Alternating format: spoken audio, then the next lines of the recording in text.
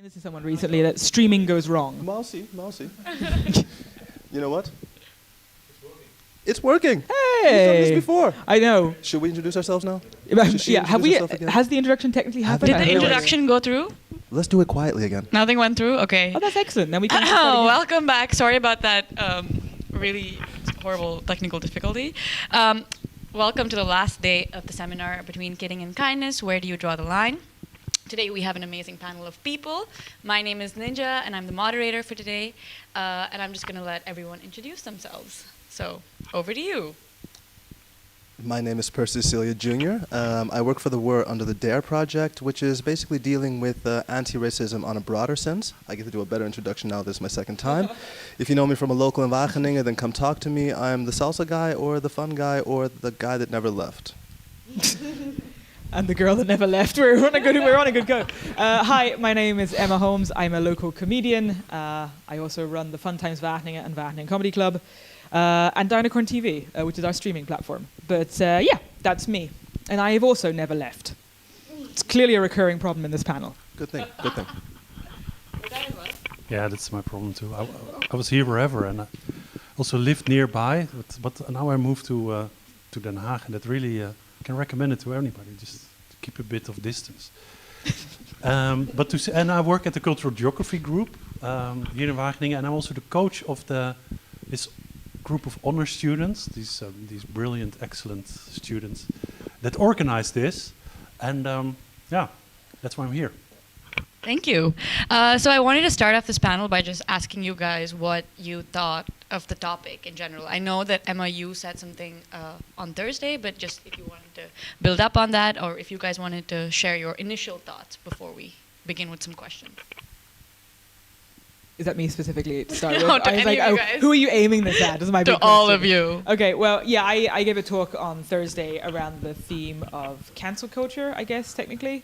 But I tried to offer a perspective from a different angle of being a comedian, like not having a school to train yourself in, and that having to make mistakes on the go. And that I also think that, ironically, I don't like cancel culture because I think it's the easy way out. It avoids the difficult conversations we should be having, which I think humor is a very good tool to bring up difficult topics in a way that allows us to have a conversation as a society. Yeah. Nice. And do you guys have any additional thoughts about it, or just where do you stand with this whole conversation around humor and racism, discrimination in humor?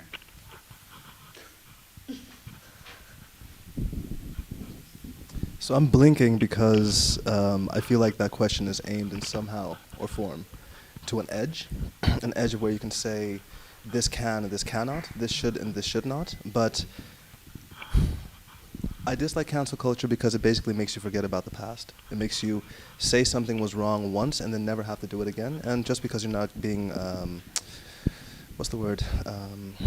barraged with it in this case, so kind of like Zwarte Piet in the Netherlands in this case, the idea that Facebook cancel culture did for us, but we ourselves did not do it. Not we. We. Telling that cancel culture isn't the way. Taking those books away, taking those songs away, taking those histories away, taking away Nederland to India instead of Indonesia is not the point. So I fully agree. That's why it's also like the blinking, because it's like looking like a deer in headlights going, yeah, that's how I feel. I don't know how to move though. But for me, there is very often an edge though when you add racism or discrimination to the joke. Then very often the powers to be, the power relation, the power disparity shows which jokes can be made or not. And the Hebdo entire saga of that is a showing of how humor can be transgressional, but also counter cancel culture, but also moving into a modernity, but also whose modernity. So it's, for me, it's very diffuse. It's very very open. Very, yeah. There's no limits to humor, but yeah, the edges. Don't know. Yeah. Thank you. And Martijn, would you like to say something, or we can also move on? Well, if you take it literally, I would be very against the idea that you can cancel culture. For me, that's sort of the core from which you start reasoning, that you are always reasoning from a particular culture. And culture is not the same to nation state, or culture is not the same to group identity. Culture can be many things. You can have organizational cultures. We create a little culture here at the end of the day. We might take over some of each other's habits, and we create others and so on. For me, why it's such an interesting topic, and it had to do also. So I also work in Wageningen for ages, and there was this internationalization also of the staff, and one of the things when sort of humor and the limits of humor and also what is funny, what is not funny, became very explicit when we had new people from all over the world. We had our brilliant Singapore colleagues. We had people from the United States, and all of a sudden we discovered what we thought was very witty and ironic can sometimes be extremely insulting and stupid. So for me, it's a very interesting theme, because I'm sort of I wanted to say sort of as if I'm a victim, like I'm daily confronted with it, but it's the opposite. I'm not. I'm part of that culture which likes to make jokes on the expense of others, and yeah, and also in teaching, it's very interesting to see. So there may be certain jokes that I used to make. I'm a bit more cautious about it. I was never insulting students, so don't get me wrong here. But there were certain things that you would just think were just funny. Anyway, we will get back to that. And yeah. Okay, thank you. We actually asked a couple of students to send in some questions before the panel, so I'm just gonna maybe start off with those and let's just see where the conversation takes us. So one of the first questions was, do you think that subversive jokes about feminism will help the emancipation of women? So many complicated words. What does submersive mean and what does emancipation mean? What does woman mean? This is something I'm not quite sure on. I mean, I feel like we're both close-ish, yes. I think, as far as it goes. Okay, wait. Say the question again. Okay. This happened on Thursday too. I'm going to repeat this a little bit more actually to the question. Oh. Do you think that subversive jokes about feminism will help the emancipation of women? And since subversive jokes can be misinterpreted as disparaging jokes, especially by people who still have a very stereotypical view of women and feminism. That's a long question. Do you have a point to start with? You looking at me? Yeah. Am I allowed I'm to start I'm still trying to understand the question. Okay. And I'm assuming that from your answer, I might gauge it. Okay, my short answer would be yes, no. And the reason why yes and no, the fact that even in that you can hear a confirmation and defamation, a appropriation, etc., is my short answer introduction to Emma, because I'm not tackling this question first. So is this the idea of like poking fun at women is detrimental to feminism? Is that basically the idea of it? I think so. I'm not entirely sure either. That's my thing. Okay, I think if the idea is that, like, does making jokes about women, is that a problem for progressing feminism? I suppose it depends a little bit on who's telling it, and I think really not even on who's telling it, but the tone in which it's told. This is where it becomes complicated with humor, is because you can usually tell when it comes from a good place, when it comes from a bad place, and where the line is of like, are you trying to put me down, or is this? So you would say that is based on intuition? Yeah, I think any of us in society try to understand how the person opposite us is communicating, right?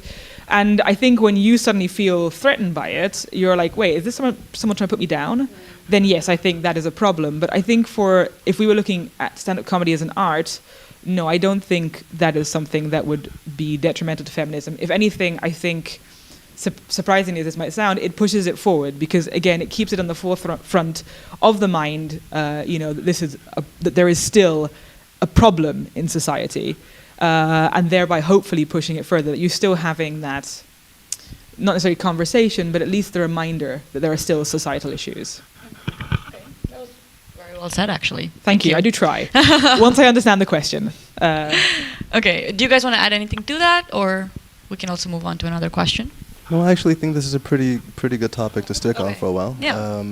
Because what you basically said is intuition, but actually how you interpret it was intuition. And for me, very often the intention and the retention and the repetition matters for me if it is going to be something that is offensive, that is going to be derogatory, if it's going to be defamatory. But also, did that person mean it as subversive? Then they meant it wrong. Because if you mean something subversively, you have an intention behind it. So that's why I also started with yas, because that's for me an appropriation of black women, black culture, black transgenders, black. But also very often something that nowadays is more liberating to all female cultures, all queer cultures, all other cultures, going, Yes, we have this. And if you hear me lately in the last 3 months, it's a word. I like it. But It's a good word, It to be is, right? fair. Yeah, it's a great feeling to yes. and I feel like the more swag you put into it, the Oh, you've got to better. have attitude. Yep. Do you say attitude or attitude? So, but if I compare it to how men would ask the same question to themselves, would making subversive jokes about men not push what's the opposite of a feminist? It's a good question. Yeah, right? No, but the male perspective, if it would be detrimental to it, yeah, subversive ones, duh. So in this case, I find it a very odd question. But in general, when people appropriate jokes for themselves, like black people have, like they've said yes, but they've also grabbed the N-word, which, not nagger, because we're not annoying. The other one that I'm not going to say. But if you appropriate, you do grab some power. If you pull it to you, you grab some power. If someone else says you have to take that power, it's different. So it's different than the word, and expletive, deletive, I'm really sorry, but bitch, slut, dyke, those words, when appropriate themselves, yes, but when used by others, no. And it's very often that fine line. And I feel that Nanette, Oh, yeah. I feel like that comedy show did it so, like she explained it so well. Yeah, if you And want a good, I think, idea on, yeah, you should watch Nanette. Yeah, I've seen it. Yeah, amazing. That's Like pretty excellent. life-changing. Oof. Yeah. No? Yeah, I actually wanted to bring in maybe a small directional change here, but we can come back to the topic. But because you also said, like, yeah, you grab the power back when you take sort of, yeah, not necessarily ownership of it, but do you think the same thing applies to accents? Because this is something that I personally feel very strongly about. Like, when I feel like someone does an Indian accent, I get very offended, versus when they do a British accent or a French accent, which is almost like, yeah, seen as a very, I don't know, cool thing or something. But yeah, I don't know, there's this thing in me when someone does an Indian accent where I really feel angry about it. But when, yeah, I don't know. What do you guys think? Can I about ask that whether in whether it's when they do it well or when they do it badly? If there's a specific moment. I don't think there's ever been a situation where I've been in where someone's done a good Indian accent, because I think the Indian accent in itself has become like this, it's been exaggerated into this thing of like, yeah, that we almost sound stupid in a way, I feel like. It's interesting. Yeah. I think as a comedian, that's a really interesting one, because it's actually a topic that has come up very recently and hadn't really appeared before. And it's difficult because having watched so much comedy for the last years of my life, accents are one very powerful tool, because it offers, you know, when you think about stand-up comedy, you think about someone standing on stage with a microphone trying to keep your interest for 10 to 15 minutes. If they're a short comedian, if it's a whole hour, trying to keep diversity of performance, to keep people interested. The same way as like, sorry, Martijn, I'm not saying this is you, but you know, the 8 a.m. lecture where someone speaks in a kind of very monotone, very monotone. Exactly. And it's there's no diversity to it that makes it very difficult for you to catch on to, like, how am I going to retain all this? And as a performer, you have it even more because you're taking someone's leisure time. So you're trying to find ways to bring in storytelling, bring in characterization, anything to keep people interested. But that being said, accents are a very personal thing, and they're something that I find very hard to have an opinion on, because as someone who's been a foreigner their entire life, you know that while it doesn't necessarily come from a bad place, it can touch, like, especially for me when I was learning French, it irritated me when someone would go, well, you have an English accent. And you're like, well, so what? I'm speaking your language. And so I can understand it, but I also appreciate it when I see someone do a really good one. And I'm like, you shouldn't be able to do a British accent better than me. So this, I'm afraid I don't have a clear opinion for you. I think it's a really interesting topic. From a performance perspective, there is an element of trying to keep people's attention. And I wonder if that's a big part of it. Okay. Yeah. Yeah, but you shouldn't do it during lectures. So indeed, it's very simple. Yeah, it is like, indeed, as a comedian, among comedians, there is a sort of, it's an art form. So I also think that the artist should define the rules of the art, and then the critics maybe as sort of external, and the audience can always call something back and say, "Shut up, you're insulting me." Absolutely.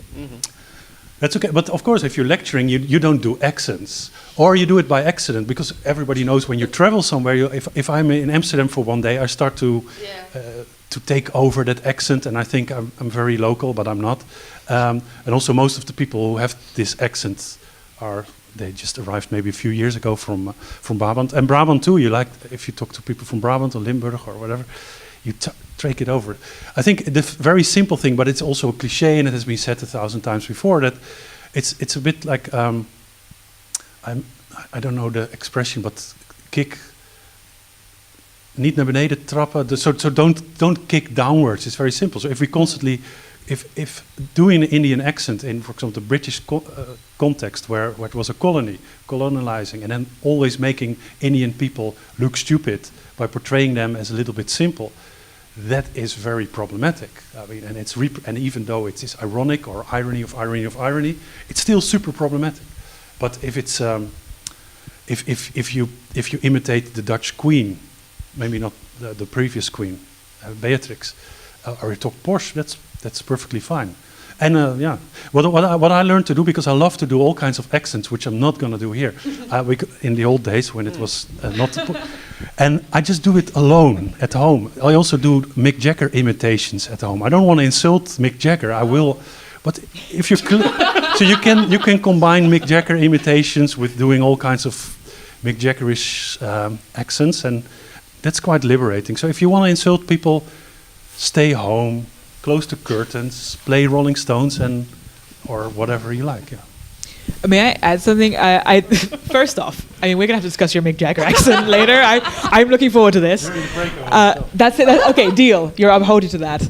But there was something else I was thinking about, kind of when Martijn said it. There's two things. First off, there is a big difference between someone doing it as an art form, having thought it through, hopefully, not always guaranteed, but hopefully, and then people at a university kind of doing it in a social setting, not with close friends, but with friends who have just come. Like, there are definitely nuances to each part. And the other thing I thought of, which I thought would be kind of interesting to bring up, which won't make me look good, but when we do improv comedy, so improvised comedy is literally making something up from nothing. So you do scenes and so on.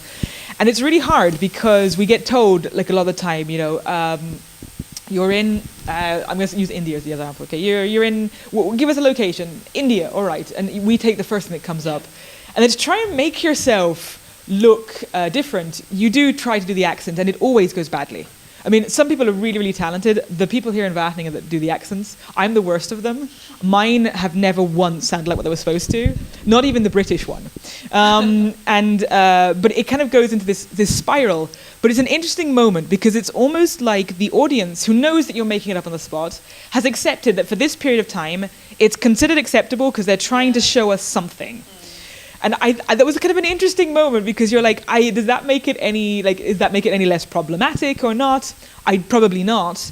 But it is kind of a means to an end, which is, I think, I don't think it's necessarily a good thing or a bad thing, but I do think it's worth noting.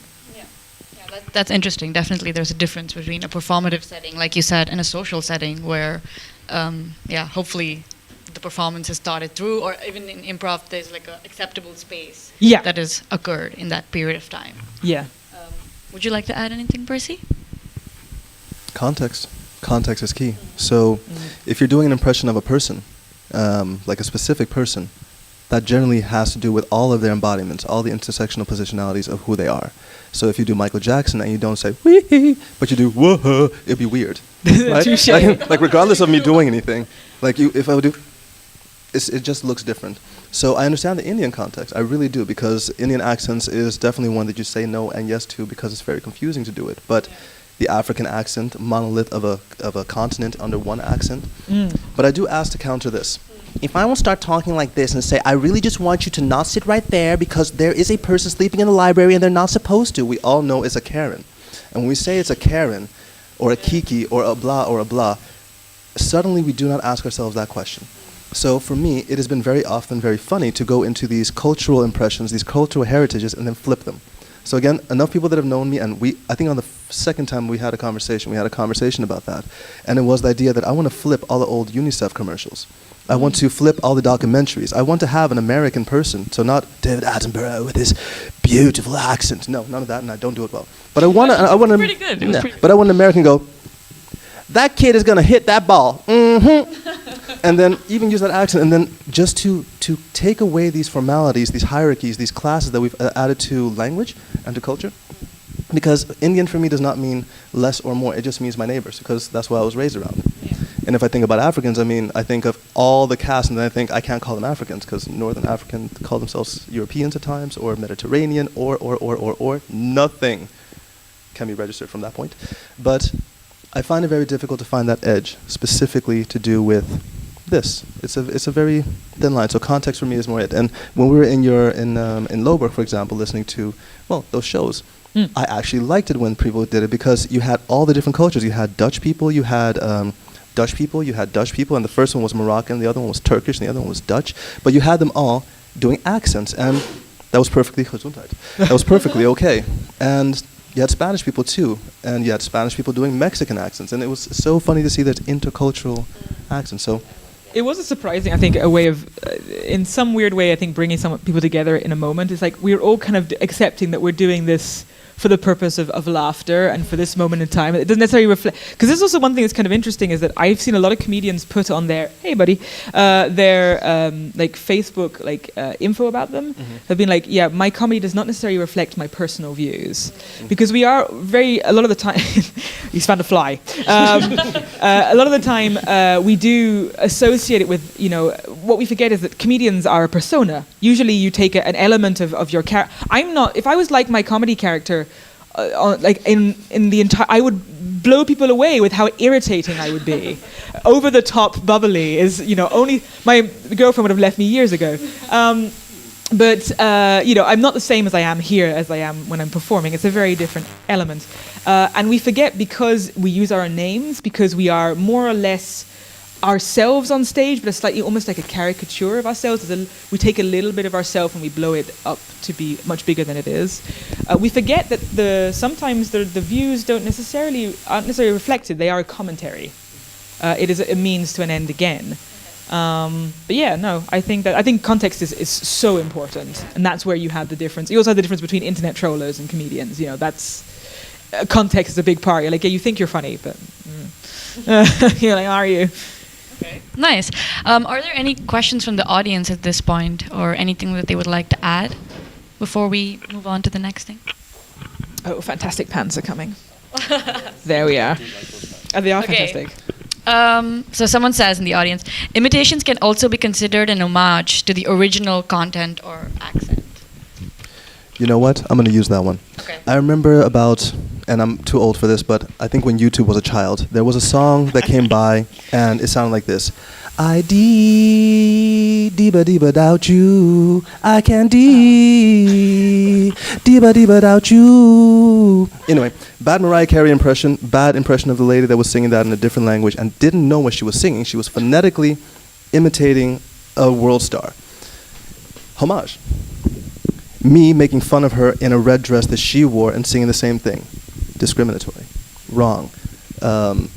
But if I'm doing it with an homage and she's right next to me and John Oliver paid us both to come out and go like, this is the wit, knit, then yes, that's something different. So context, intention, repetition, and retention is very much what you take home. So if I walk away from here going, oh, never again gonna be on a panel like this, and drop the mic, that's what they'll remember. That's the intention, that's the retention. But if I say, that can be a joke. So I feel like there's these spaces that are not that blurry. It's only blurry when we try to kind of add science to it, add politics to it, add this is good or this is bad. But that's me, and I've been verbose. So on to you. Thank you.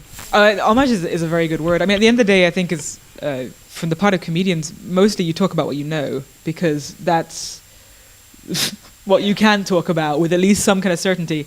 And usually it means that you poke fun at what you know. For example, for me, for the 3 decades of my life, I've lived in 3 different countries, which has been problematic in many ways. You always feel like an outsider, you don't know what you're doing, but it also means that you poke fun at all 3 of those cultures, because those are the ones that you can see the flaws in, but you also know exactly what you care about with each of them too.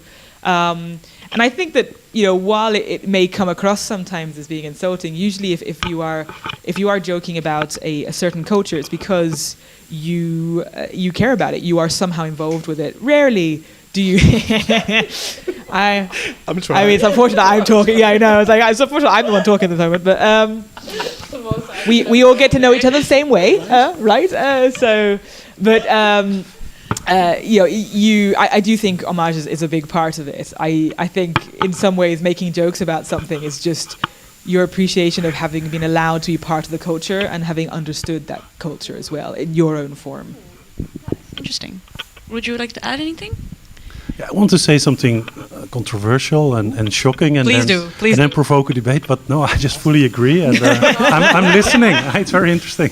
Yeah. It's not supposed to go this way. We're supposed to disagree with each other, guys. Yeah. I think but it also depends, of course. If you on a very personal level, if you feel good about yourself, and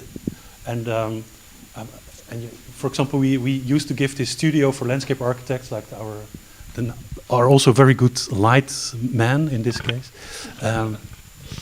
Niels, and we give this studio, and then with two other professors, and they are mocking us constantly. They make these little memes, and I don't know that they made little parodies of us on sort of comic-like figures, and when we saw that, it was just great. We just wow, that's you feel sort of proud that they take the effort to do so.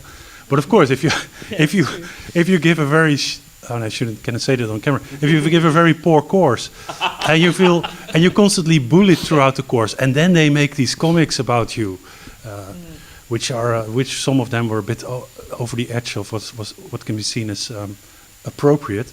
Now I get your imagination going. Not that inappropriate, but just a little bit over the edge. But then, of course, that's a problem. Yeah. So. Okay. The homage, yeah. It's very interesting. We have one more thing from the audience. It seems to me there is a difference on how we perceive jokes based on setting. Comedy set versus work setting versus friend group. I think we talked about this. Should we allow ourselves flexibility of tolerance depending on the setting? Is the question. Ooh. I hate the word tolerance. I hate the word tolerance. Okay, why is that? Because that means you have to accept it without any discourse or redress. Okay. So. Important. No, you don't have to tolerate anything. You are free to do whatever you want. If the camera's right there, you're free to do whatever you want. Do not let someone tell you what you can or cannot do. I do not stand for that. I don't sit for that. I don't chair for that. But context, yes, I do believe is key. And if you're going to make a joke at a work floor and you do not, on the work floor or under the work floor or beside it, joking. But if you do not know the person, if you do not have that rapport with that person, then it's not a joke. Then it is a throwaway comment that you hope the person shrugs off and goes, "You're my boss." Or, "I don't know the language. Why are you eating peanut butter with a credit card?" So it is context very much. And for everyone that understood that one, yay! Yes. So again, I say it is very much the context, the person, whoever you're dealing with. And I'm not sure what exactly the light is, the camera is over there. But it is something that I cannot say I have to tolerate. I've been in the country, again, like you said, in 3 different places. Well, in the Netherlands, I have to deal with Zwarte Piet. And don't get me wrong, as an American dealing with from the blackface ministering past background, don't you dare call me Pete. Don't you dare call me Pete without the E or the I or any of them. And I'm not black. I'm phenotypically brown-skinned, handsome, attractive, charming. But I would not say that I have to accept the person doing that. I don't have to tolerate it either. So not tolerate it triggered me, and now I'm... Yeah, it's good. It's good you talk about that. I think that's not really often discussed, that word in itself. Would you mind repeating the question for me? Sorry, I thought it was really interesting, and now I'm like, I want to add to it, but I think I'm not going to answer the question in doing so. So she, at the end, she says, should we allow ourselves flexibility of tolerance depending on the setting? Yeah. Yeah, I have to say, I do agree with Percy. I think tolerance is an unfortunate word because it does suggest, ironically, black and white. It's like you agree or you disagree, right? Look at us. But I think all these things have nuance, which is going to be the take. I mean, unfortunately, it's going to be the takeaway from this is that we don't have any answers, really. Yeah. It's so complex and it's so nuanced and it is so very much kind of down to context and setting and so on. I would say that, again, if I was in your shoes, I would try and understand my own feelings about things. Because at the end of the day, it doesn't mean, just because I've said, yeah, we should allow the artist the chance to do the art, it doesn't mean you can't critique it, like we talked about earlier. If you feel a certain way, you should talk about it, whether it's with the comedian, whether it's with the organizer, whether it's with, and that goes for whether you're in a school setting, whether you're in a professional. Maybe if you can, wait until the end of the set, if possible. But like, I do believe, this is what my whole talk was about on Thursday, is that the idea of starting a conversation. If you feel insulted, you shouldn't have to feel like you have to go home and not say anything. At the end of the day, as comedians, we have, like I said, we have no school to go to. The only way we can test if something is funny is to try it in front of an audience and see their reaction. Thereby, we make mistakes. And most of us, I think, we see the worth of a comedian by how they respond to having made those mistakes. If we own up to it, if we accept it, if we try to improve it, then we are doing our jobs as artists to try and be better, to improve. If we don't do anything, then maybe that comes from a darker place, and that should be discussed, and that should be challenged. Yeah. Exactly like that. So yeah, I think you should be flexible, but go on your gut feeling. How do you feel about it, and why do you feel about it? That way, and then if you can work that out, go and tackle it somehow, whichever way makes sense to you. Whether it's talking about with your friends, whether it's actually approaching the comedian, going, "Hey, actually, I was really quite hurt by that joke. Can we maybe discuss it?" I mean, at the end of the day, we should be able to have these conversations. Nice, thank you. Okay, I'm actually going to move on to a similar question. Is there a difference in joking about race in a group of people, example at work, when there is no person of this race present, versus when there are people present of what part of the target of the joke? I would like to hear you answer that question before I get to it.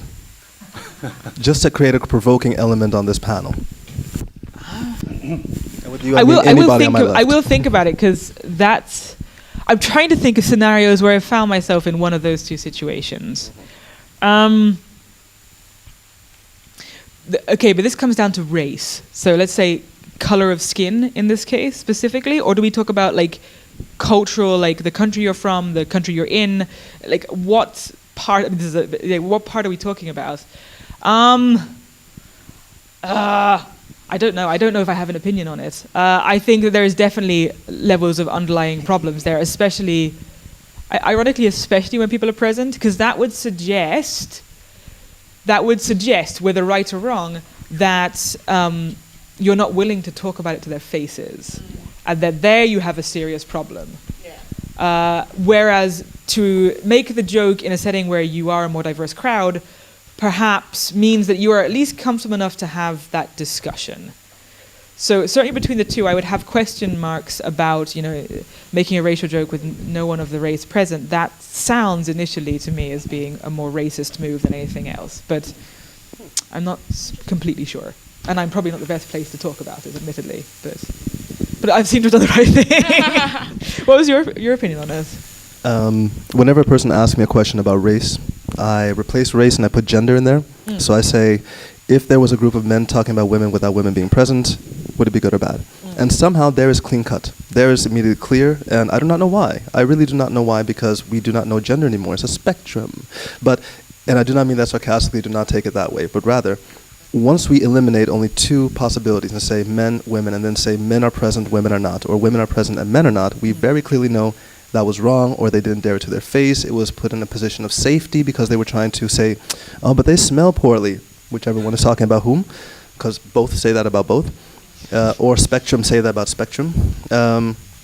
But when it comes into race, it immediately becomes something that you have to then start defining.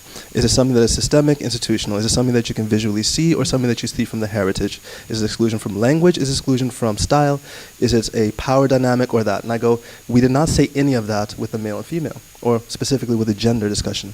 So it becomes very easy for me that if you're speaking to a group of Dutch people, and again, I'm Dutch as well, so in a group of phenotypically white, I would be phenotypically black, but culturally we'll be Dutch. So in a group of Dutch people, we can make a joke about peanut butter, and I would go, it's not butter.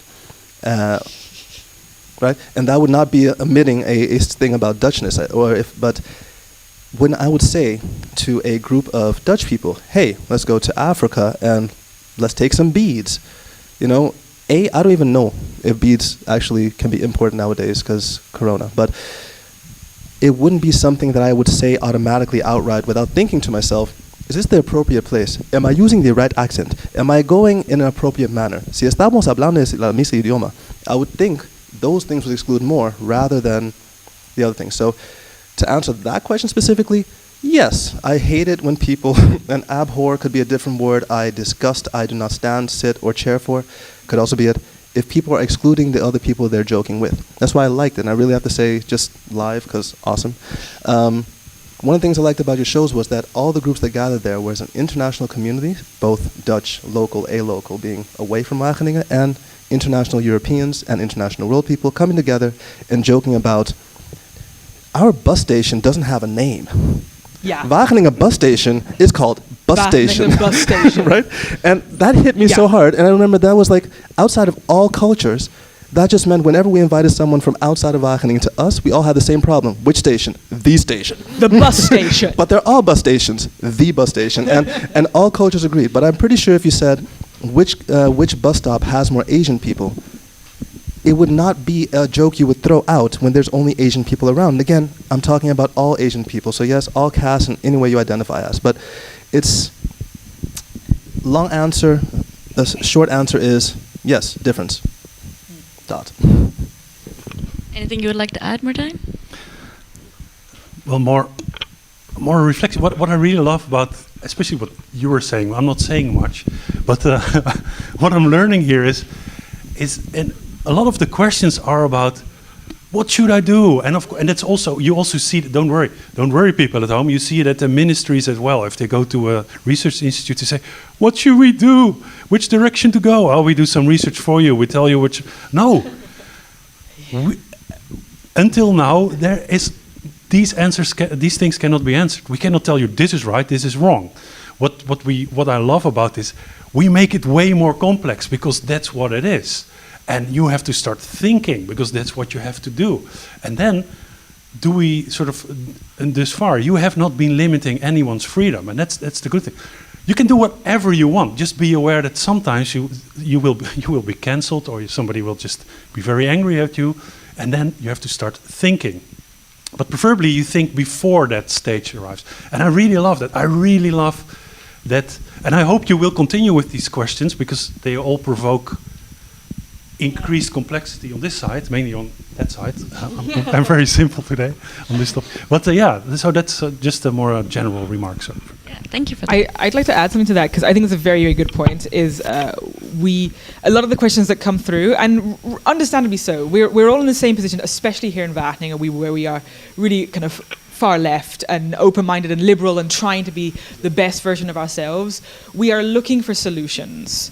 And solutions are not easily found all the time. I think the fact that Percy and I, and the three of us here, are able to have that discussion of we all have different opinions, but hopefully we are trying, just like you guys, to work it out along the way. We can offer advice, but it's up to you to then do it. I just finished Banksy's book, and in there he goes, we've never used intuition because we haven't been told to.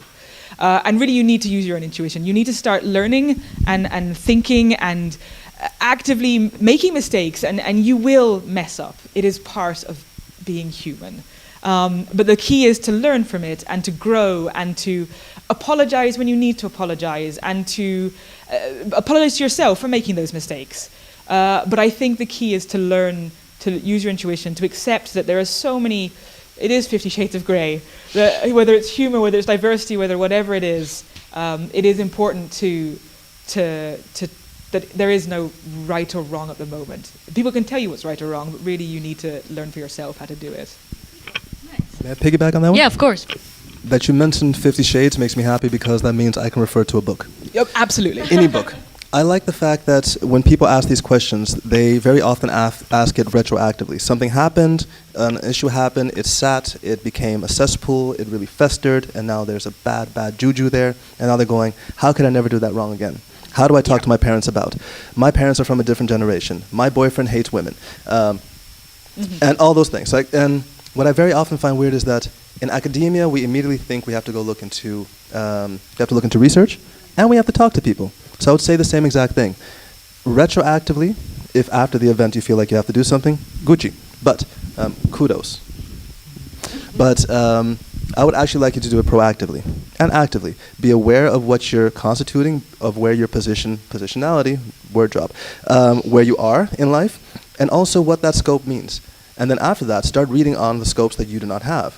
If a trigger word white fragility came to you at some point, then I would say great for you, but I'm pretty sure there's black fragility, yellow fragility, red fragility, blue fragility, green fragility. Sustainability is a catch-all phrase. So any scope that you have, look outside of it and you'll probably find something new. I mean, we met years ago and we didn't think that we'd be on a panel here talking about this. We were talking about jokes back then and we're talking about jokes right now. Yeah, actually it hasn't changed that much. We have not progressed at all, have we? I do feel like we've progressed. Maybe a little bit, A little bit more to the left. I think so, probably. Nice. Okay, we have around 3 or 4 minutes before we end with this segment. Are there any questions from the audience so far? Okay, any final thoughts before we head to a break? It's one of those moments where you feel like you should say something important. Really profound. Yeah. I think there was something I was thinking about earlier, which doesn't really have much context to it, but I thought it was kind of interesting in regards to like the social dynamic of making jokes with your friends versus making them on stage. One thing you have to learn very quickly as a comedian is that to come across, you have to be objectified. So you go up on stage and no one in the audience, theoretically, knows you, right? And people always ask me, like, why am I so funny with my friends, but I go up on stage and I bomb? And the reason is that our friends know us. They know us as people. They know every little part about you. When you go up on stage for the first time as a stand-up comedian, you have to make them know you as quickly as you can. And whether you do that through the way you dress, through kind of the jokes you make, and you become funnier the more they know you. So I have the great advantage of being the host here at the Comedy Nights in Wageningen. So just years go by and people are like, ah, she's still there. Like it's you get to know this person more intricately. But you have to almost get yourself objectified to be able to do it. And it's kind of an interesting difference between doing it in a social dynamic where they know what your nuance is versus doing it on stage where no one knows your nuances. You're trying to show them this part already. And I'm not sure how it relates to it, but I think there's an interesting part of, especially for example, when people are like, yeah, I want to be okay, this is a lot like, I want to be really funny with my new group of friends. How do I do it? And I'm like, well, probably you have to you have to sit there and you have to make them behave yourself. You have to make them know you, right? And they don't know you. So if you make something inappropriate, they don't know your nuances. Like there's something there which I think is kind of intriguing. Yeah, that's really interesting. Were you gonna say something? No? Okay. I just saw you move and I'm desperate for a week. Okay, but we're gonna head to a break now of like 20 minutes, so you can stay tuned or go get some lunch and of 10 minutes, sorry, not 20. But yeah, we'll be back in 10 minutes to continue the conversation. Thank you for tuning in.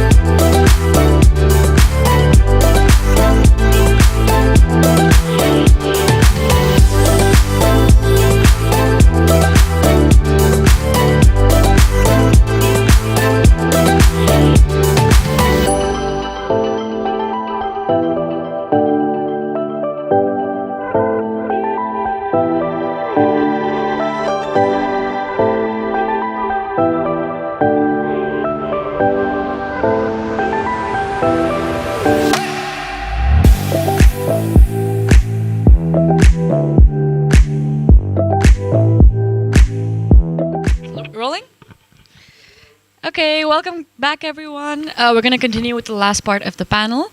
I just want to remind the audience that none of this is planned, so please ask your questions. That informs the conversation a little better.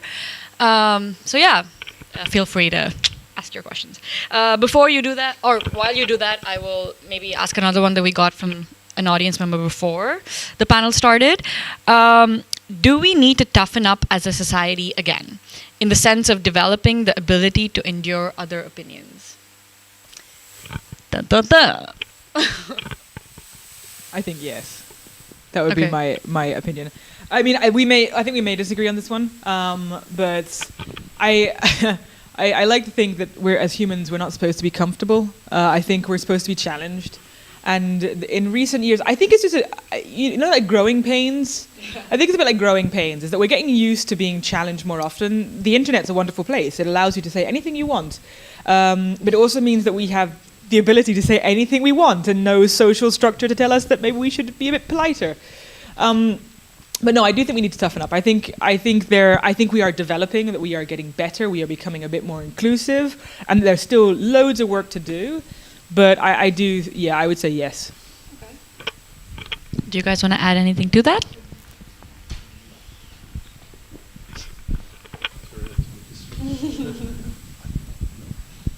I think we should both tighten and loosen up.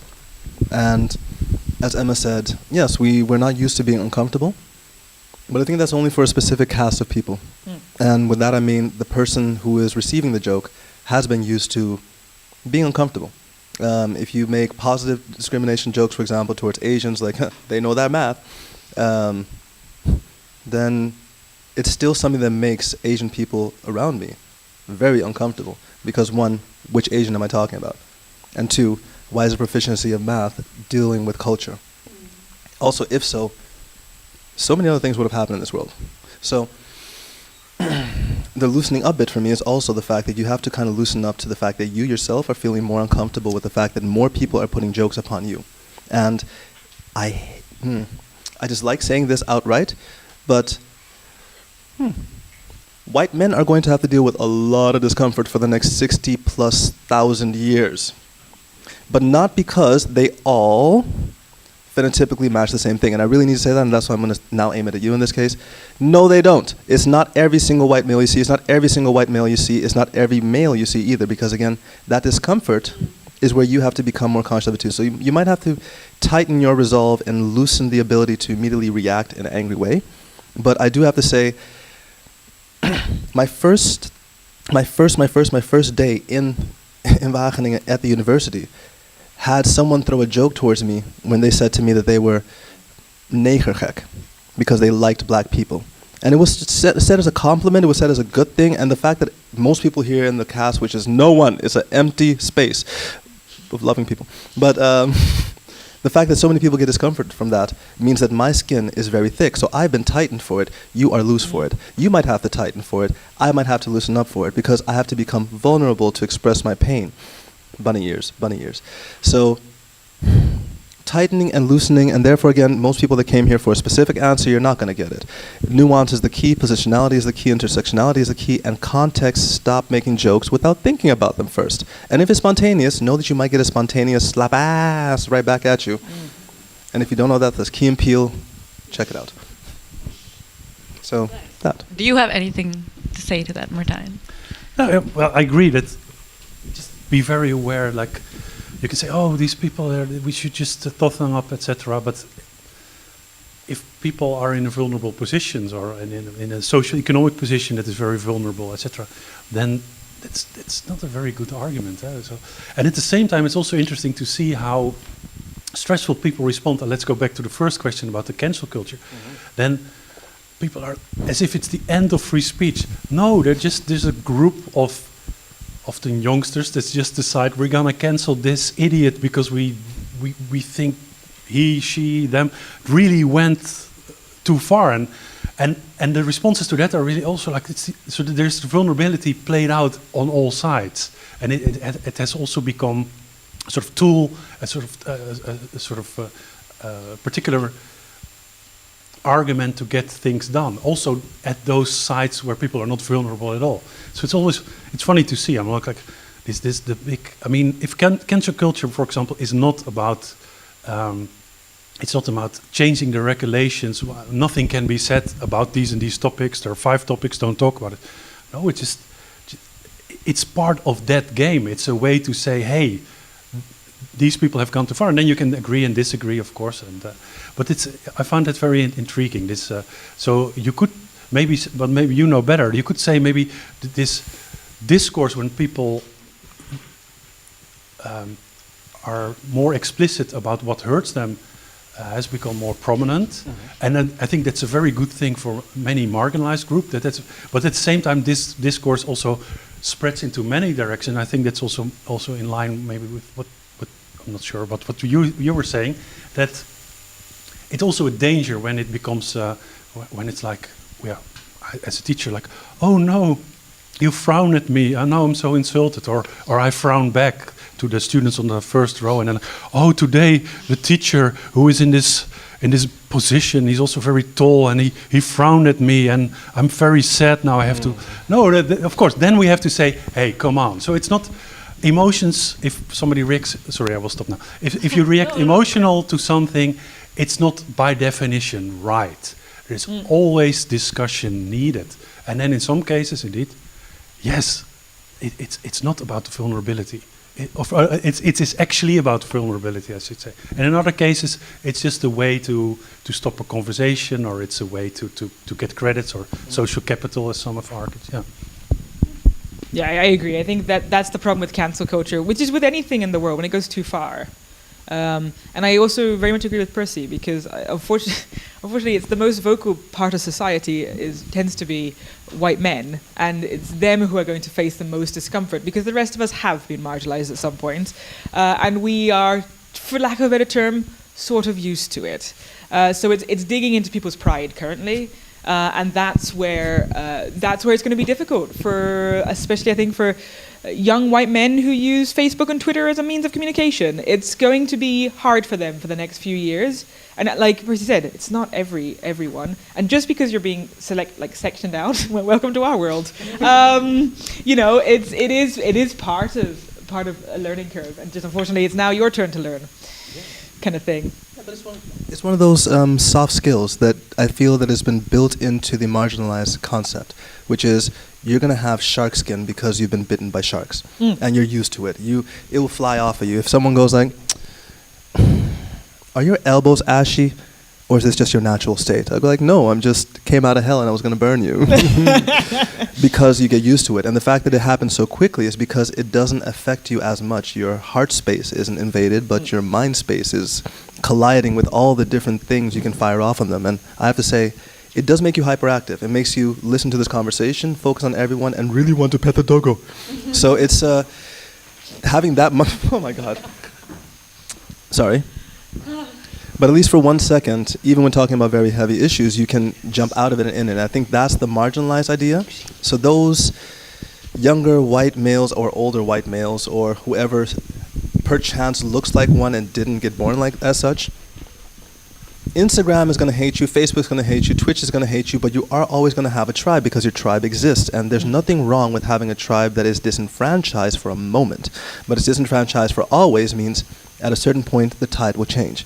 So if you think about it, the arguments used very often, democracy wasn't blah, blah, blah. Well, democracy was for specific Greek men to power over those that didn't have land or power. So that we still talk from that discourse means that whenever I give a training on otherism or discrimination, a white male is the first person that talks in the room, always, bar none, always, going, "But I don't experience it that much." And I go, "No shit."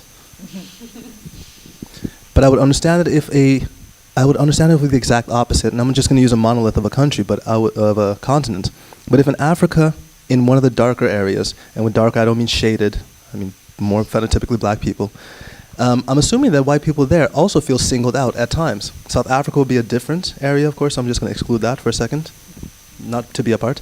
But I think that feeling will be there. I feel the same thing when I was in Japan, that people looked at me as Amerigaijin, an American foreigner. They didn't see me as black. So to be different in a different space is normal. To be called out on it can be homage, but can be freaking annoying and painful. If it continues to happen and your grandmother teaches you how not to deal with it, then that's shark skin. So tighter and looser, and roll with the punches, because you're going to get them. Yeah. Are there anything from the audience at this point? Okay. Yeah, feel free to also give in your opinions or thoughts about this, and we can also just share them with the panel. And then, sort of in a similar vein, are politicians allowed to use satire as a stylistic device? One of the audience members asks.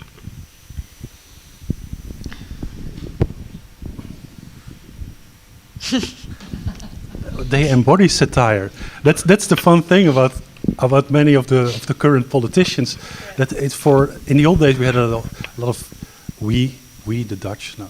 Well, but in the Netherlands, there was a lot of satire, like Coat and the Bee, which was extremely good. And nowadays, you have satire, and it's not fun. Not because the actors are not good, but it's just because reality is much better.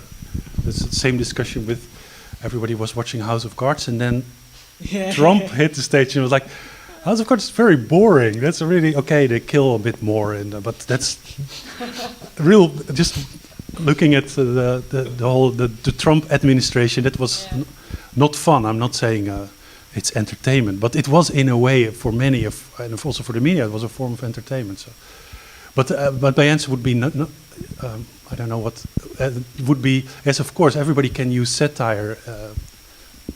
That's why not? Yeah, but you probably know better because I'm not sure I do. I mean, like, yeah, I think anyone has the right to use satire if it's to their purpose. I never think of politicians as comedians. Because I haven't seen a funny one for quite a long time, to be honest.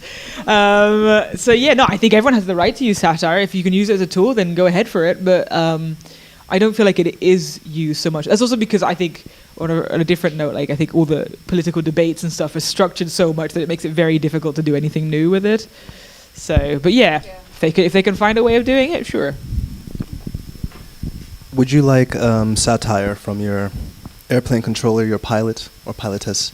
Would you like satire from your cruise ship captain going, we are now 10,000 leagues under the sea and we will never be seen again?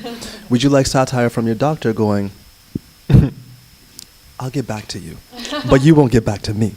And if those questions show you that a certain form of professionality is needed in communication and style, I think that politicians have grabbed that, ran with it, and then judged every single other person about having two hats in life. The hat they put on professionally, and then the second hat they put on professionally when they want to make jokes, incendiary remarks, things that are not allowed to any other normal human being. Because they are a specific caste, it generally is not white men and Muslim men argue on the same exact level about what humor is, and then Geert Wilders makes a satirical comment, yes, I'm going to call out culture, and therefore this joke is allowed and that one isn't. Because that one isn't. When Kaag was presented with the idea of, op schootje zitten, it immediately got retorted, and it was not seen as a joke. And he went, it wasn't a joke, I wasn't trying to make a joke, stop interpreting me. So for me, politics is not the area for joking. When you're doing public speeches, yes, because that's as you said, you're trying to entertain them for an hour, you're going to go like, this is the best country. Whatever country it is. And it can't be, because countries just got existed, so yeah. So I find it to be a very difficult space, and I come from the States where basically House of Cards, and then Trump, and then funny enough, the guy who shall not be mentioned because him as an actor has been cancelled. That has been so promulgated across the world. I feel that politicians have mediatized themselves, so much so that in the Netherlands, where running mate is literally a retarded statement, we have running mates, people that never will be VP, but run with us. They're trying to take these concepts, and I feel that because America was so built on the idea of comedy and politics fused, we've had actors become our, not just politicians, but our highest level of politicians. They've gone, there's a blurry state. The people I see on TV saying lies are the people that I can see on TV saying lies, and they can talk to other people saying lies, and they can just keep lying. And I would say very quickly put, it's not a joke if it's a lie.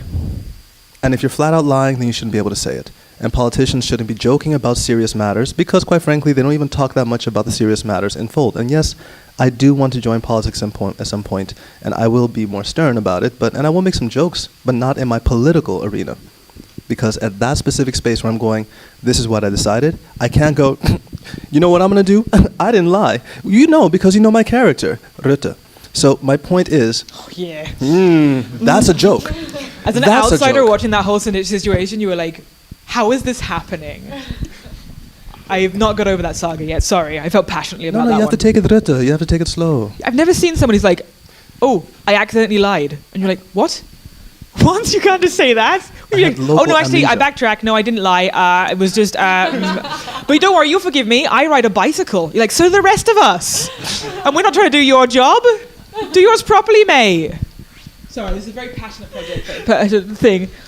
We should talk about We should. I felt strongly with that one. My God. So, no, I don't find it to be that they should be able to joke. It's also the moment that a different, let's say a marginalized group of people, or a marginalized country, or an indigenous country, or just not Netherlands, makes jokes like that within their politics, we immediately call them out on it. We immediately say that's not allowed. When we look at presidents of foreign countries that are now living in Germany in servitude, not even servitude, they're having fun in a castle, we laugh at them. We say, how is this possible? That's a joke. And that's where it is for me, I guess. I find it very difficult. Ooh. More questions. Yeah, we have some questions. And a beautiful doggo. What do you think of the opinion that not being able or allowed to joke about other groups of people keeps the boundaries between different groups intact? Is that a bad thing? I'll repeat the question. Yeah. I also did. It also went over my head. What do you think? Okay, what do you think of the opinion that not being able to joke about other groups of people keeps the boundaries between different groups intact? And is that a bad thing? So is joking, not being able to joke about other groups, does that sort of reinforce or reinstate the boundaries that are already Emma, how personal can we go here? Very. Yeah? It takes a lot for you to offend me. No, but it's not about offending. It's about... Yeah, no, I think so. I remember one of the first conversations we had, it was about the queer community. Mm-hmm. And we also started talking about the different levels of stars. And some being very, very sharp, and some being very colorful, and some being very high-metalled, and others being low-metalled. And if you don't know what I'm talking about, do a course on otherism. But I remember that at that point, us joking about that didn't make me feel excluded from it, but also me thinking about the jokes beforehand didn't make me feel that I can make that joke to you, or make that joke around you, or to people that you know. So if I would relate that to this opinion, for me, in my mind, it means that I can't make jokes about other people because they're other. But if I'm next to them, I'm with them, so there we're making jokes together. So if you it's hard, huh? No, but like how to point this out without being very, very scripted, but I mean very much, if a person is over there and you're making a joke of them, then no. And that's not that you're not allowed, you are allowed, and they're allowed to say no or get angry. But if we're here and we're making a joke, as I just did, I asked a question, I asked permission. Yeah. If she didn't feel open to that, or if the dog was too entertaining, then we'd be distracted. So I think it's come back to what we said earlier as well about the idea of can you make jokes with about in this case it was race, for if there's no one part of your group. I think kind of you come down to whether you're part of that community, and I think for a brief period of time you feel part of that community when you make a joke. There's something with cancel culture which is kind of interesting is that unfortunately it also works in the way that it tends to be people cancelling culture for other people. So Donald Glover, who I gave the quote of, and for anyone who doesn't know him, is a fantastic African-American comedian. He was like, I'm sick of white people cancelling things for me. And as a woman, as a member of the LGBT community, I'm also like, I want to make up my own mind. It shouldn't be up to specifically a particularly elite group of people who decide what is allowed and what isn't, because mostly because they're fear of their own backlash.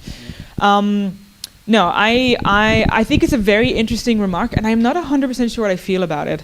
I do genuinely believe I try as best I can to joke about everything within my when we have a show here. It's an international community. Different age groups, different students versus working, different colors, different countries. I try to make a joke about everything because it's the only way I can do it to try and be as inclusive as possible. So I do to a certain extent agree that I think that by that it does keep the barriers slightly in place, but then it is situational. If I'm standing here as a young white woman making fun of young black women who are sitting in the back there who have no idea that I'm talking about them, that's probably a more racist issue than it is anything else. If they don't know about it, they don't know about it. Yeah. That's talking behind someone's back. That's being mean in the playground. It's not being funny. Yeah. Okay. Would you like to add anything to that, or? Well, yeah, we learned, I really liked, also for those who haven't seen the previous broadcast of your show, but last week, and I'm sorry I forgot the name, but we had a professor from Iselinde from Leuven. From Leuven? Yeah, Iselinde Kuipers. But she showed beautifully how indeed humor can be really used to make people sort of group together and to exclude others, and it's really like haha, the tongue-in-cheek. We know what we're talking about, but they don't. And even if you're not racist at all, it is a way to exclude people and to include and to sort of reaffirm the boundaries of a particular group or identity or whatever. So it woke in that way, yeah. And again, it may be a bit boring for the audience, but it's indeed going both ways. So sometimes making very harsh jokes about somebody else who you know, who is a friend of you, and you know you can do it, and the audience is a bit shocked by it, can be really sort of helping to then to break the ice, and everybody knows we can just chat here and we have a discussion. And the very same joke can really help to marginalize people and to reproduce horrible regimes and so on. So, yeah.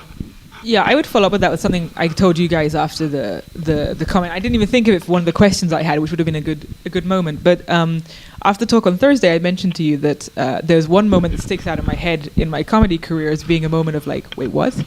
And that was when I was on stage and we were doing a version of Live Tinder. And we brought up a guy from the audience. Or no, I think we brought up a girl from the audience, and it was a line of guys who were there too. And I said openly, it's like, right, now it's time to objectify the men. And the entire audience went, oh, yeah. As if it was, and I was constantly going, wait a second, we have objectified women for how many hundreds of years, and this offends you?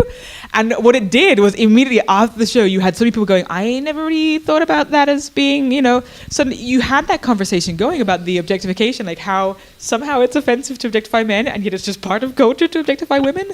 And I think that was kind of one of those moments where you're like, it is, yeah, it hurt the audience, clearly. But at the same time, it started that conversation. So I think that's kind of one of those interesting moments. Nice, okay. And then, again, just one more question from the audience. When loosening up, how would you distinguish interactions that are just out of ignorance or inexperience to those that are straight up malicious? I think this was also something we talked about in the beginning, where you sort of have this intuition when you said, like, when it's coming from a bad place or a good place. So how does that, how do you distinguish that actually? I think in my case, I try to be open about how ignorant I am. In the same way as like the first question blew me away because there were words I didn't understand. But ignorance is not from a bad place. It's just you don't know better, right? And I think when I talk to people in the audience, I do sometimes tell them, like, I don't know any better. Tell me a fun fact about your country, because I don't even know where it is on the map. And I think to be open-minded about the fact, because we live in a society where we're very polarized and we believe that we should know best at all moments in time. So we're always sitting in the argument going, no, I don't want you to believe, like, I want to believe that my version of the event is right. And I think to be open about that, sometimes we don't know better. I think that does help. And then when it comes to intuition, I don't know. I think it's something you train over years of listening and of feeling certain ways, but you have to analyze your own feelings. Did that hurt me, or was it something that, was I offended, or was it something that I needed to hear to think about it, or, and then to go from there and go, right, did it seem that it was from a bad place, or did they just not know better? It demands a lot of, I think, internal monologue in many ways. This thing about ignorance not necessarily being a bad thing, like, is that, you acknowledge that you're ignorant, but also that you choose to not stay ignorant about that particular thing, right? Yeah, no, we use the word ignorance, which is kind of unfortunate, but really it's just not knowing better. Yeah. You can't expect anyone, and for example, especially here coming to university, right? Most people who arrive here are 17, 18 years old. To expect that they're going to know how the world works by then, I thought I knew how it worked. I don't. But, it is something that, it's not necessarily ignorance, it's just that you've still got loads to learn. And that's okay. And to be open to the fact that you don't always know, as much as you want to be stubborn and like, no, I have my opinions, I fight for them.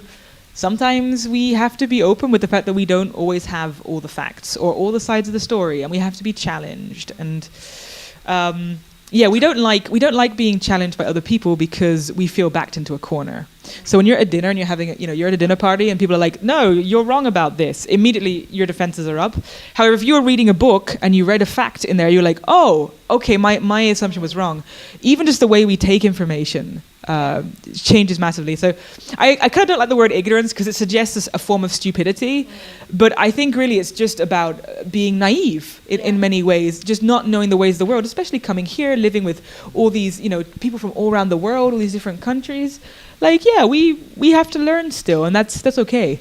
And yeah, you'll make up, but apologize if you make a mistake. It's kind of my area. But yeah, intuition is learned. So the word the word that you used, ignorance. For me, I always compare the two: ignorance and ignoring. And for me, very often when we go from ignorance, we go down the slippery slope. And for me, it's a slippery slope, at least in the way that I'm thinking, from decolonialization, anti-racism, and equity. I do imagine in my mind that ignorance very often goes towards an unconscious bias, a naivete, I didn't intend, this I didn't try.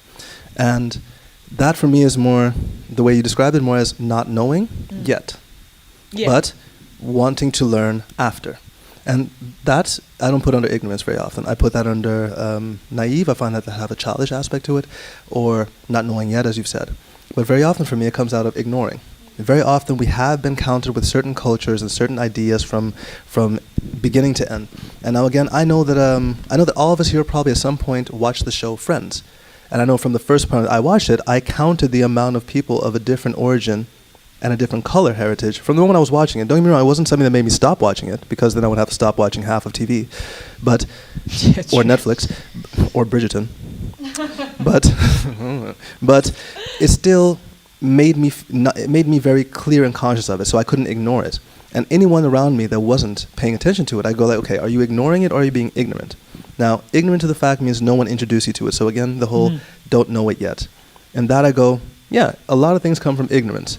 However, if you've asked the same thing to multiple people, if you've said the same comment like, oh my God, you must be foreign, you Ebonic, Nubian queen, you sand person, teach me how it's hot there. Then no, that's not ignorance, that's calling out. And again, I feel you have to put them in so many different layers, but it's difficult. But people that repeatedly say, I'm ignorant to the fact, are lying. Because you cannot repeatedly say, I'm ignorant to something, because they've just made you conscious of it. So it's a very odd place to be in. If I would tell you, and again, you can hear it without listening. You can listen without hearing, I get that. But if someone tells you, 90% of the women around you have been in some way accosted or doubled back or don't feel safe or, and you do not speak to any person that identifies as a woman in your area as going, have I attributed, contributed, or distributed something like this, then you're being willfully ignoring, not ignorant, because then it becomes willfully. And that's where I feel like international English does not help us. We use the same words for different things, and Americans, UK, international, use different languages. But ignorance and ignoring for me are so the distinction here. So to quote somebody who started a very good program, let's talk and let's find out. Yeah, touche. And also, I think there's an interesting comment there about unconscious bias. Bias is a big problem for everything in humor, right? I mean, and that goes for everything in life, really. The difference is there is conscious and there is unconscious. Again, conscious kind of comes down to ignoring, like just ignoring the facts that are put in front of you. Unconscious has always been there for a reason. It's to stop, it's so that young women walking down dark alleyways late at night, followed by a guy who's hooded, start to worry. They are shortcuts in the brain to help us make snap decisions when we need to. The problem is that you have to accept that they exist. And it does go for, and it comes from your background, your experiences, everything. They have been there always, and the problem is when they become more than a snap decision in a moment of panic. It's when it becomes kind of bled into your own opinions about other people. And you don't allow people to challenge you on that. That's when it becomes a really big problem. And I agree. I think that's so well said. The idea that we have been, if people, you put some facts in front of people, there are people who won't listen. I talked about this, the idea that we have lost, somewhere along the way, we've lost this balance between talking and listening in conversation. And we are so used to talking and so not used to listening. Which means that we are not absorbing things, we're becoming more polarized, we don't want to compromise, and that is detrimental to society. And ignoring when someone says to you, hey, this is a problem. I mean, even there's so many things that goes, but if we go back to the female example, like the fact that we use the words violence against women is passive. Yeah. It's passive, and that's horrible because it suggests that it's our fault, when most of the perpetrators are men, at least 98, 99% of them. So if we were going to generalize, you could choose a different way of doing it, but we've chosen to make it look like it's the women's fault. Or this idea of, she was looking for it because she was wearing a short skirt. Fuck off. Pardon my language, but But you know, Totally like, justified. yeah, I hate this kind of attitude of it. And then we get loads of guys going, yeah, but I'm not like that. And thereby, it seems to be then that suddenly goes for the rest of the sex. That we've suddenly generalized to the rest of the other 3.5 billion people who exist out there. And you're like, that's not how it works. I perfectly accepting that is, that we are generalizing and that I don't believe you to be that way, but you need to learn to accept that this is a problem. And we have to talk about it. And if you're not even willing to try and think about it, then there's an issue. And that's ignoring. Can I jump on that? Please do. And I don't want to ignore, so please, if you want to step Yes, in, sorry, just step in. we're just like bulldozing over you. One thing that I like about the snap decision that you brought up, the situation, was the doubling back idea. So you walk into a street, you see a hooded figure, that hooded figure follows you, and then therefore you're starting to feel unsafe. Probably the scene around you is dark, probably one of the lights isn't working, and the phenotypical skin of that person, guess it. But that's on you, depending on your background, depending where you're from, right? So these snap decisions become culture, and when they become culture, it scares the crap out of me. It scares the living bejesus, bedonkas, whatever you need to think about it, but it scares me because that means that that if I would talk like this, you wouldn't imagine my skin color. And that is weird. That if I was that person in the hoodie, it'd be like, yeah, I mean, like, that's what you do. And I go like, no, you don't do that if you have an afro. It kind of puts kinks into it. So you put on a sweater. Or a jumper if you're from that place. So, right, yeah. So, Thank you. sweaters. So, for me, it very often becomes that if you're ignoring, and if you're willfully ignorant, so in those things, if you're ignoring these messages that are being thrown, we're in a society now where more messages are being put out. We literally cannot turn off that sequence. We know that there is a preferential treatment to people with extra abilities, or another colloquial term, because there's been sprayed on, but there's never been, except for certain metros, certain areas, a pink banner, which is the wrong color, because pink is also a manly color for that matter. I like it too. Where this is a safe zone. Yeah, thank you. Where it would be a safe zone, or a black wall where I go like, okay, if I go there, I can be as safe as a black person. These, if I would say that I need these, the ignorance in my head, or the willfully ignoring part of my brain would immediately shut down, and it would immediately go, wait, you feel unsafe as a woman? You feel, and don't get me wrong, I know this. Thank you for agreeing. You would know. Passionate thought. Passionate, right? It's like, I agree. But if I, to this day, was not aware of that, I'd be a retard. As a black male dating, and I don't mean retard as a stupid person, I mean as a slow person. That's the English definition of retard. Thank you, belated person. I know that in my dating scene and in my dating life, it has been more thrown towards me, hey, does your culture know how to treat women? Because in your culture, there's machismo. And I'm going, but I'm an American. Because I selectively choose and I code switch.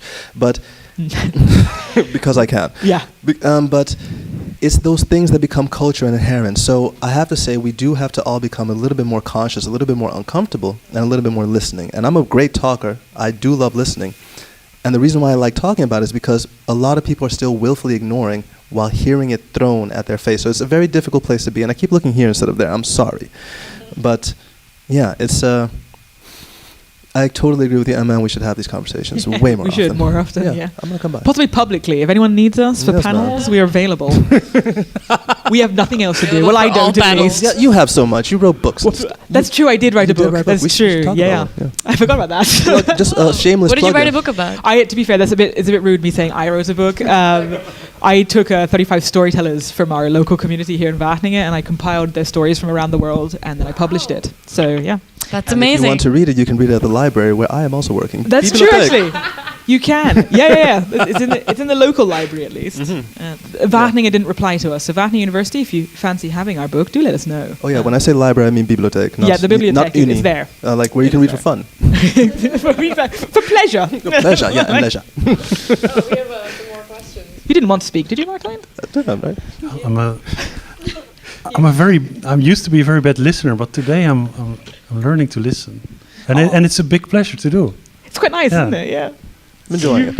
But please do feel like we're not excluding you because we do want to hear your opinions and stuff. No, so I just had to I do think have to about be it. Well, maybe I want to hear your opinion, but it was a sort of, for me, it was a small lesson learned. So I had, very briefly, I gave a guest lecture in a colleague's course, and I made not stupid remarks, but I simplified a few things. I love that, and then that came across as a bit insulting, maybe for some.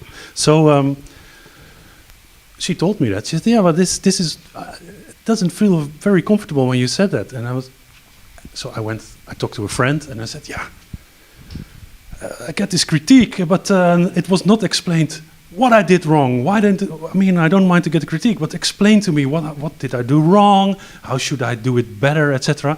And his friend answered, "No, maybe that's something you should figure out for yourself. Maybe it's not up to them to start explaining you, like, this is how it really works. Here we have," it was about feminism, "here we have 100 years of feminist literature. I'm going to summarize it for you." And no, so I was, to be honest, I was really annoyed by my friend's reaction, and it took me quite a while to realize that's true. That's a responsibility. Sometimes you just get you get a no, or you get "you're an idiot," and then you have to. That's insulting also. So, but it's somebody else who said it in my anecdote. So, and then you have to do some work yourself. But it is not fun to do. No. It's not, and it's also not fun to be confronted.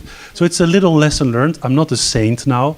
I still make a lot of mistakes, but I've learned that sometimes it's enough to get the deksel op het hoofd and then try to do something about it yourself. So I think it relates a little bit to what you were saying.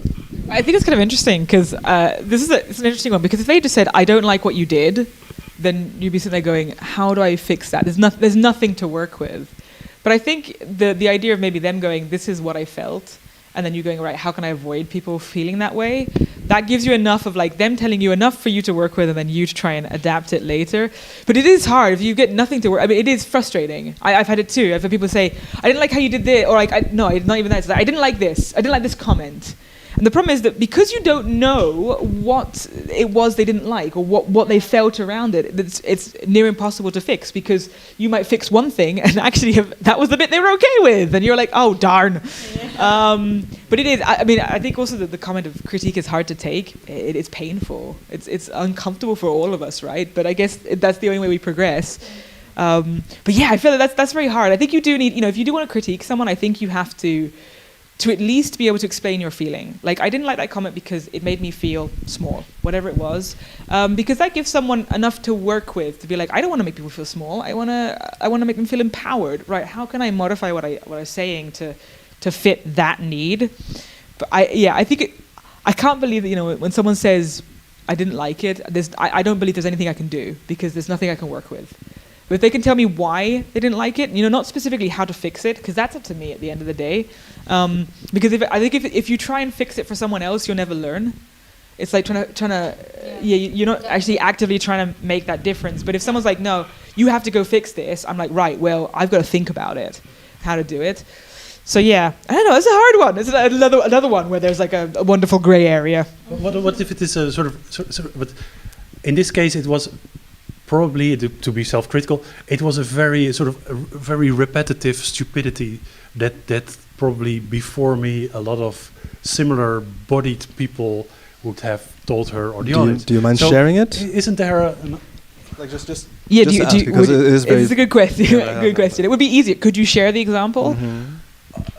In I guess the briefest way you're able to, but the hard part. The example was me using using a sort of post-structuralist argument, and it was about the feminist tradition, and I was just like, but in calling out the man-female division in feminist itself, you also reinforce the two categories. Same discussion with the LGBT. Yes, it's hard. Q plus. Yesterday I learned 3 more, but I have to memorize that. So do I. Don't worry about it. It was that sort of argument, but then I also made it as a sort of joke, and it came across, which I now fully understand, as a sort of downplaying a little bit sort of the feminist argument. So right. Okay. And then, so it was really something content that I should have known, because I was interfering in that part of the was also part of the lecture series, etc. So I should have known better, I learned. So I fully understood there was no explanation. Also, there could be very practical reasons that there was no explanation, because we only had a 5-minute talk afterwards, and then we had but still, for me, that the big point was really this friend who told me, like, no, you cannot always expect this explanation. And I learned that that is a good point. Not, of course, sometimes you cannot just say, I don't like that, I'm hurt by. But I did really appreciate this thought. Like, sometimes there is a moment that any one of us has to just to accept that no, or the bang on the head. That's it. And then you have to start. That's the whole point. Yeah. No, I think I agreed, because I think if that comes down to self-reflection. At the end of the day, it's kind of like, I guess it's up to the person who disagrees with you to tell you that they disagree with you. And if they can, which is harder than you think, because if it's an emotional response, it's sometimes hard to understand your emotions in that moment, to tell you why or like what it is that upsets them. But at the end of the day, it is up to you to, I guess, learn from it and like make that kind of, that jump between like, okay, do I want to change this? You know, is that something that that I'm okay doing? And how am I going to approach this? How am I going to approach this in a problem-solving kind of manner? It's kind of interesting, because I don't think people can give you the solution, because I think if they give you the solution, it's not coming from you, and then it's not really honest, if that makes sense. I totally agree with you. Yeah, I think it has to be intrinsically motivated. That would be my thought. What do you think? I find it very weird that we've transferred from a how to say it, explain it to me culture to a tell it to me culture, when on media relations we're a show it to me culture, which means that the media ideas that we're absorbing, the cultures that we're absorbing, the language that we're absorbing, we're seeing it. They're showing it to us, but still, even with that happening, ignorance veil, they still have to tell us those things that are not going beside. So I remember that in international development, they were going, well, now we definitely have 60% of the male professors, in this case, the ones we're referring to, and 40% will be female. I was going, and none of them are black. And I remember someone was going, yeah, but there's no black professors of name. I was like, sure. Yeah. But there's also no Asians. There's also no Southern Europeans in this list. And I remember saying this so many times that they went, you're just being a little bit too diverse. And I was going, okay, I'm going to say this again. Why, when you see it, do you not hear it? So for me, it's been very difficult to have a show me culture from media. I'm a photographer, I'm a dancer, I'm a media designer as well. And then you have an anti-racism discrimination is, no, tell me what I can do. And I go, neither one of these has activated you, because what you can do at home has been on many websites, Reddit forums, dispatches, etc. So I find it very hard that someone has to step up and say what has been wronged. So the tell me otherwise I can't do anything about it culture, which I find is so pervasive at the moment, that you can't proactively go out of your own comfort zone and find out what you did wrong. So self-reflection constantly is weird. And I have to say, the dog just enchants me. But the problem with that is that in certain settings you can't know. No, of course. And because I'm thinking of, I imagine Martijn and mine situation would be the same. Because my usual setting is in somewhere like here, where it's completely dark over there. You can't see anyone, you can just hear. Yeah. And if everyone stops laughing, then you'll notice. But for the most part, if it's just one or two people, you're not going to know. And I can imagine that in a big lecture hall, if someone doesn't approach you, you're talking in a situation like this to a panel. I'm looking at the different people here. I'm not looking at the audience quite as much. I don't see their faces. And then I think it has to be, from their side, proactive, because I think in our situation we wouldn't notice as much. True, I agree with that. But if I would grab the proactiveness, that if I know when seeing in, I'm the host or the moderator of the group, that I see that there is 40 males walking in, I can't be unconscious of that fact. So it's very often in those spaces, if we're talking about anti-racism, the first question is why, how, prove it, then my answer is no, don't, find out. You have traveled too. You have things in your house that are probably semiologies or symbols from another place, and they shouldn't have been taken, regardless. So, and not from a you stole it, from a rather this representation has nothing to do with you. But you have more questions, so let's go to that as well. Since I think we're all hosts and moderating people. We are, I think. We have that timer in the head, I think. Yeah, it's like we're with the moderator sitting there going, "Oopsie." These people are just talking. Both of us. You're doing my job for me. I don't have to be here. Actually, we have two more questions, but I wouldn't want to be the moderator of moderators, would you? I would love it. I will gladly moderate us. No, you would not. You'd hate it. Sorry. Okay, we'll end with one final question, or two, and then a smaller question, because we have 5 minutes left. But the question is, if everybody has to make mistakes in comedy, will it not offend more people than required? Should there be a school of humor to define the lines? Why are we saying this in English? This is not the most common language. If there was a school of humor, it cannot be English. So it would have to be in any common Indian language, any common Chinese language, any common Spanish language. And even then, as I said that, there wouldn't be a common one. My answer to that, no. Yeah, True, I agree. wait, repeat it again for me. Emma is horrible with questions. I don't know what goes on in my head. I'm just kind of thinking of things, and I'm like, I forgot what the original point was. Should there be a school for humor?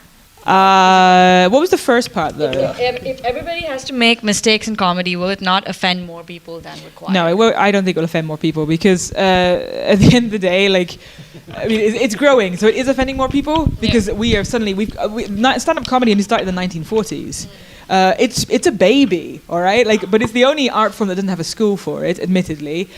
But you'd still be doing the same things. You'd still only learn if it was funny with a group of people and a group of people who are not comedians. You know, you have to go. And like I said, you know, humor is so subjective. Yes, love.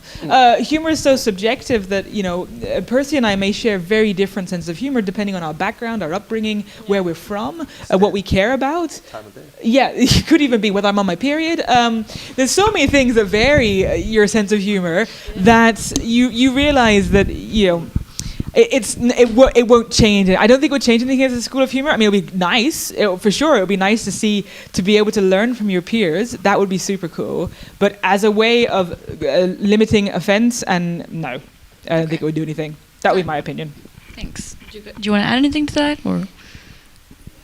Well, maybe it's something to think about too. But it's if I go to comedy, good comedy, I want to be offended a little bit. That's the whole point of comedy.